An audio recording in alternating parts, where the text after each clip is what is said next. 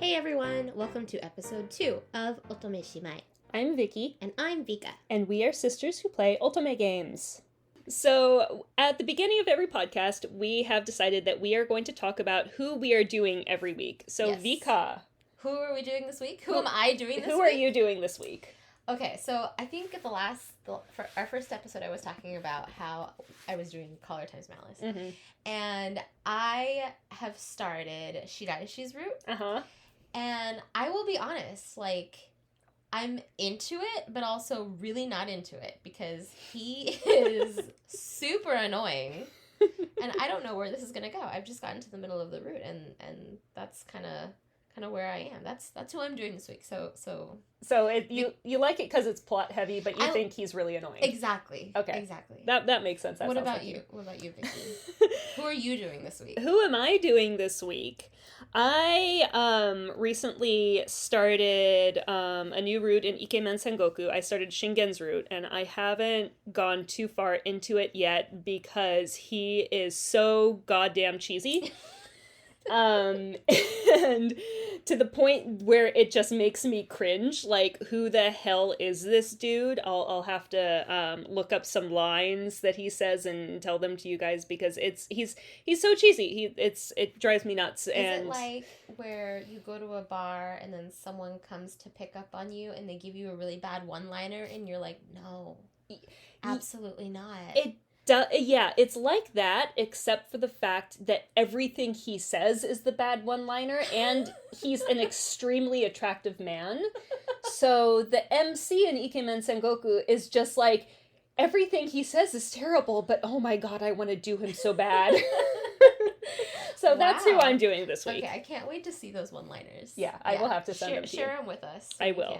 Sharing the one-liners. Yeah, so that's who we're doing this week. I think today's topic, we're going to start off with our first times. Yeah. And I'm so excited to talk about this because this was basically our first adventure into Otome Games. Mm-hmm. Yeah, it was the beginning of an era that I don't think will ever end because it's been going on for more than 10 years. Yes, I love it. Yeah. So do you wanna tell us what your first time was like? Sure. I will talk about my first time playing an Otome game. So the reason why I found this game actually is because when I was younger, I was really into the anime series Prince of Tennis. I read the manga, I watched the anime, I watched the musicals. I was super, super into it. And then I found out that they had made an Otome game out of it. And the first Otome game, there are multiple Prince of Tennis Otome games, but the first one I ever played, and I actually have it right here, it's called Gakuensai no Oujisama. Oh my god, look how dated this is! Okay, wait, hold on, let me tell everyone about the cover. So, I'm looking at the cover, and this is a PlayStation 2 game. Yeah, it's a PS2 game. Yeah, so you actually got this PlayStation 2, and it's in Japanese. It's in Japanese. There's no translation or no localization.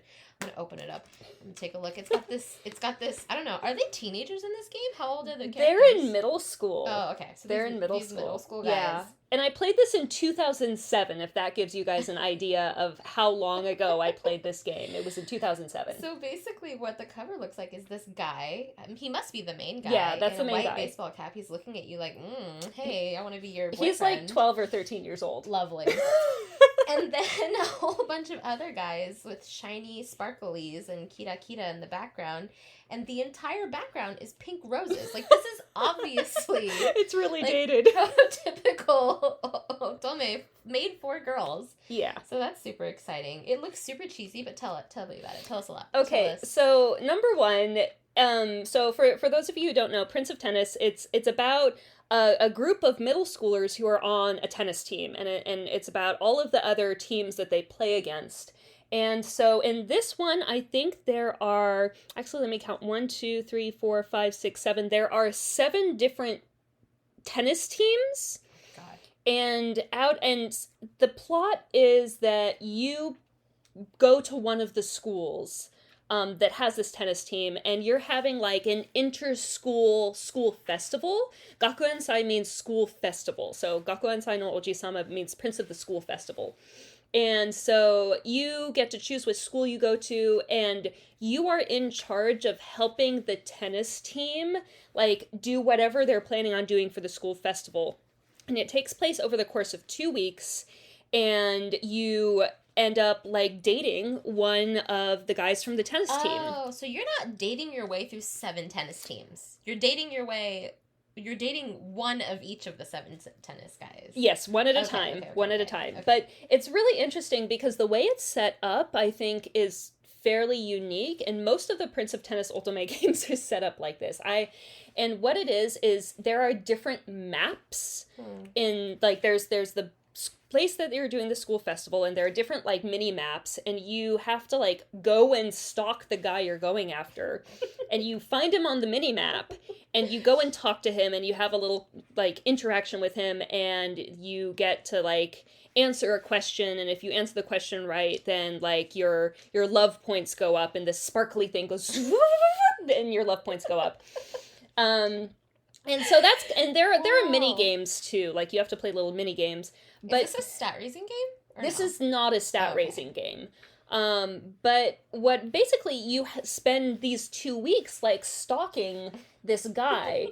And one of the things... Stalking a middle schooler. Yes. Well, you're also a middle schooler, mind you. So middle school girl stalking a middle school boy on a tennis team. It's team. very pure.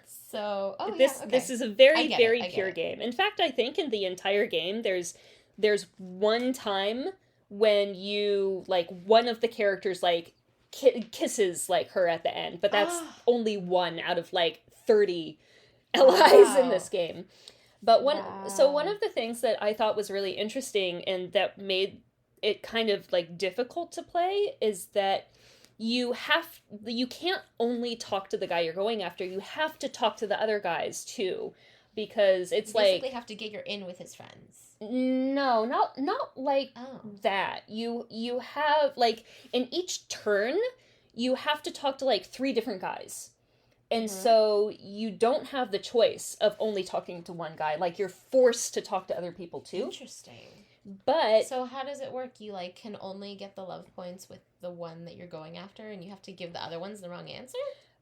You could do that, but but no matter what you end up doing is your love points end up going up with other guys anyways.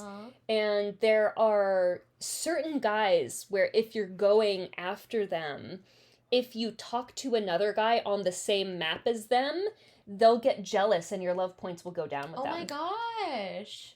Wow, so your decisions actually make a difference. Yes, they are. But yeah, it's really cute, and when I first played it, I barely spoke any Japanese at all, and I really had no idea what was going on. I replayed it again later, and it's adorable. It's a really cute, really innocent, really fun game, and if you like the series Prince of Tennis, then it's a really fun experience. Wow. But it's only on the PlayStation 2, so good luck with that.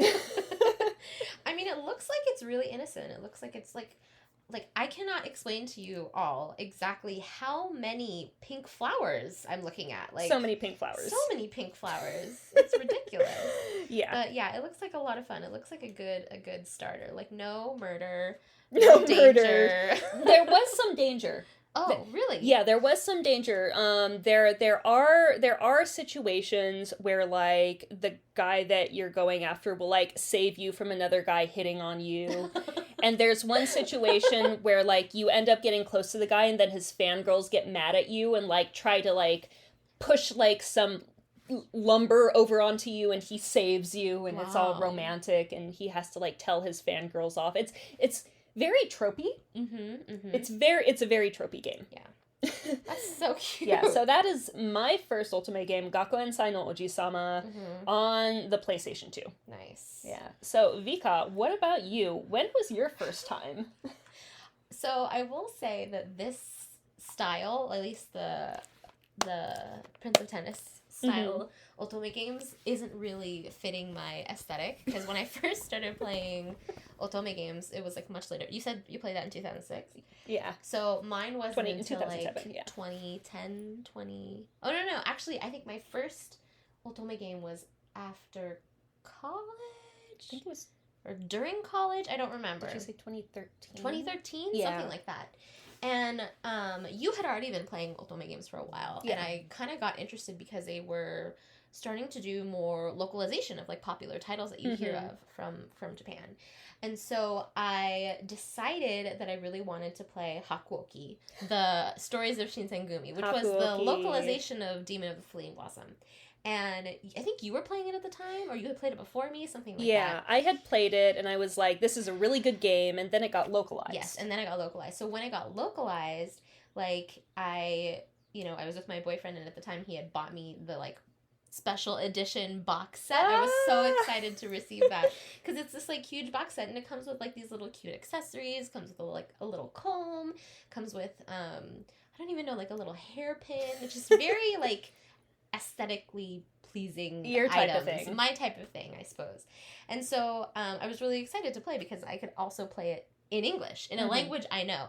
That being said, like, playing Hakuoki was not like Prince of Tennis, I'm sure, because the whole story is about this girl who, her father's I think he's a doctor, right? And her father teaches her, how to, I don't know, do doctorly things. I don't even know. But he basically goes off and says, hey, I have to go be a doctor, And she's like, okay, write me. And he's like, yeah, I'll write you every day. And he writes her, but at some point the letters stop coming. And then she's like, oh no, like my father is in trouble. I gotta go find him. Yeah. And so she goes to like Kyoto, I guess it's Edo at the time. No, she lives in Edo. She lives in Edo. And goes to Kyoto. And she goes to Kyoto. And then they go back to Edo later. Something like that. Yeah. Yeah. A lot of Japan. A lot of Japan. So she goes there and she runs into these like really hot Shinsengumi guys. And they're like after her and they want her stuff. And she's like, no, you can't have it. So she follows them. And she ends up just kind of like coexisting with them. For years. Yeah, for years. And kind of like fighting for their cause with them. And a whole bunch of other stuff happens too, of course. But that was the first game for me. And I was like really into it because not only was there this like romance aspect, which is, of course, a standard for Otome Games. There's also this like historical aspect where you actually get to learn a lot about like Japanese history and what the Shinsengumi did and, what was happening during that era. Even though it's a fictional representation of it, it's just kind of really interesting to see gamified. And that was a lot of fun for me. Yeah, I enjoyed it a lot. Yeah, and I think it's a really good thing to note that the story of the Shinsengumi is one that has been very romanticized. Oh, yes. In Japanese culture. And this is not the only Otome game that was made about the Shinsengumi. Off the top of my head, I can think of 4 different Otome games that are based on the Shinsengumi. No, 5. Yeah. But I think Hakuoki, it's not the first one, but I think it's the most famous one. Just because what they did with the story, it's not straight Shinsengumi story. They added supernatural aspects into it. Oh, yeah, they did. I love that as well. Like, yes, it's not historically accurate. You're never going to play a game that's historically accurate. But I did love the fact that they turned into Rasetsu, or what did they call them in English? In English, it was Furies for some reason. That was absurd to me. I hated that. It was a stupid name.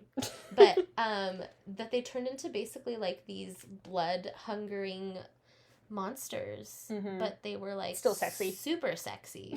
They just like their hair color changed and their eye color changed, but they were still beautiful men. That was fun. That was a fun adventure, my first time. And Hakuoki is definitely a game that we'll be talking about again in the future because they have remade it multiple times and we have some very strong opinions on what worked and what did not work in the remakes, and not to mention the Fandis. Oh, the Fandis. Sweet School Life, which my gosh. is which is who knows? They'll probably never localize it just because it's so old now.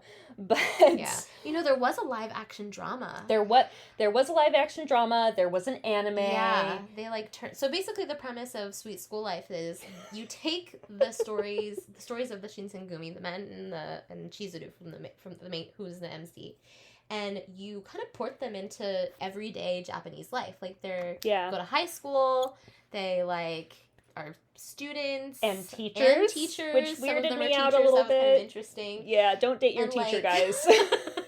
If you're in high school, don't date your teacher. That's not cool. Yeah, don't do that. It's highly romanticized, but probably not a good idea in real life. Yeah.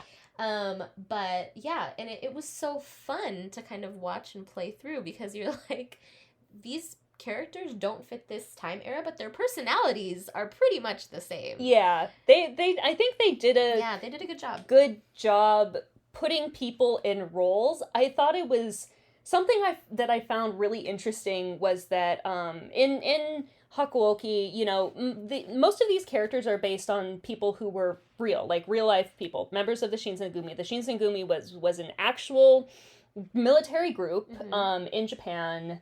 And so in the original game, they use like their original ages, because it's like, oh, in this year, these are the things that happened. In this year, these are the things that happened. And then you go into Sweet School Life, and they'll have a dude who's like 30 years old be a high school student, and a dude who's like 24 be an instructor. And they definitely typecast them. Yeah, they did not take that into account at all. Yeah, but that was fun. Mm-hmm. Yeah, and I'm sure we'll talk more about like the fan discs and the sequels, because I haven't played the sequel to Hakuoki, but I know you have. Yes. And I'm sure we'll go into more of that there, but yeah, that was kind of like my first love a little bit. Yeah. So that was the first game. That was the first Otome game that you played on my own. Yeah. So that actually leads into a different point. Was the thing about us being sisters and liking Otome games is that we tend to play games together a lot, maybe like in the same room, or we'll be playing games concurrently, the same game concurrently together. And instead of like, having a book club where you read the same book, it's like Otome club where you play the same Otome game. We'll talk. That's why we're doing this podcast. That's pretty much exactly why we decided to do this podcast, because we found ourselves playing the same game, talking about it all the time, just having these awesome conversations, and then we're like, somebody else might be interested to hear what this is about. I don't know. We'll see. Hopefully you guys are interested. Yeah. But so we do that a lot, and we have a joint first, actually. Yeah, we do. The first game that we ever played together. So we played this game. We completed this game in like a week and a half. And the reason why we had to do it in that time is because I lived in Japan for a while, and when I was living in Japan, I bought this game for the PlayStation 3. I did not own a PlayStation 3. Vka did own a PlayStation 3, but back in the United States. So I bought this game, and I came back to visit for like 2 weeks, and I was like, let's play this game together, but the game was in Japanese, so I had to poorly translate it on Vka's PlayStation 3, and the game was called Hanasaku Mani Mani. Hanasaku Mani Mani. Yeah, Hanasaku Mani Mani. Yeah. And it's like, thinking back on it now, it's not a great game. It's not a great game. The plot is pretty weird, and it's really cheesy, but it was so much fun. Yeah. So Hanasaku Mani Mani, it contains that trope where it's the MC, the main character, is like a regular modern day young woman. I think she's like in her late teens. And then one day she like walks by a shrine and is suddenly transported back in time. And she ends up having to work at a brothel, but not as a geisha. Right. She's like a trainee. She ends up working at this place as a trainee, and all of the LIs, all of the love interests are men in that area, who like either run the brothel or like work at the brothel. Yeah, work, or even as a geisha. Yes. Or I'm not sure what they would have called them, but yeah. There was a character who you could date who was a companion. Yeah, he was. And this game, it was so much fun because, you know, my Japanese was even worse back then, and it took a really long time to translate what they were saying, to translate the kanji, and to figure out the walkthroughs, because we're both completionists and needed to get all of the endings, to figure out what the plot was. And there was, obviously, I mean, she got sent back in time, so there was also that supernatural aspect. And that, I think that was the first time that we really realized that a lot of Otome MCs are not very smart.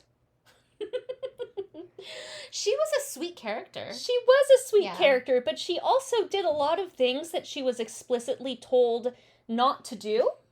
And I don't mean she was, like, rebellious and wanted to, like, show how strong and cool she was. I mean, like, they would be like, there are, like, bandits out at night. You shouldn't, like, wander around at night. That's a bad idea. You'll get hurt. And she would say, oh, okay. And then after everyone went to bed, she would leave her room and wander around at night and get into trouble. She wasn't the brightest.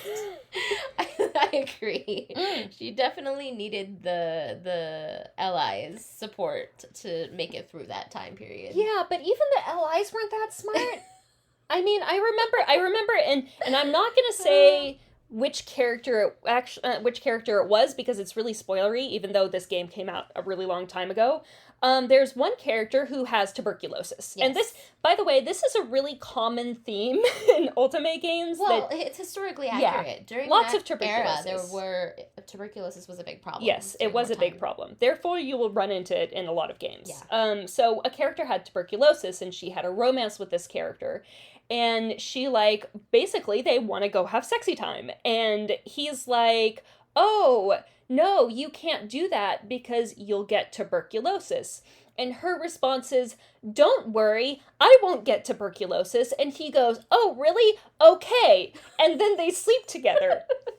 Because the power of love will prevent her from getting tuberculosis. I nearly forgot about that. Oh my gosh. Yeah. Yeah. Overall, I think I agree with you. It wasn't the best game ever. It wasn't plot heavy. No. The story itself wasn't super exciting. It was mostly just like the day-to-day things that you would lead the character through, conversations you would have. Oh, the mini games. Yeah, this was a stat raising game. This was a stat raising game, and so you had to basically do mini games to either like increase your elegance or like cleaning skills, or I can't even remember what it was, but every time you would do like the cleaning one, she'd make this cute little sound. She would go, "Fuma, fuma, fuma." It was so cute. So every time we'd go and do one of the stat raising games, and we go, okay, it's Fuma time. Yeah, Fuma time. Fuma time. Fuma time.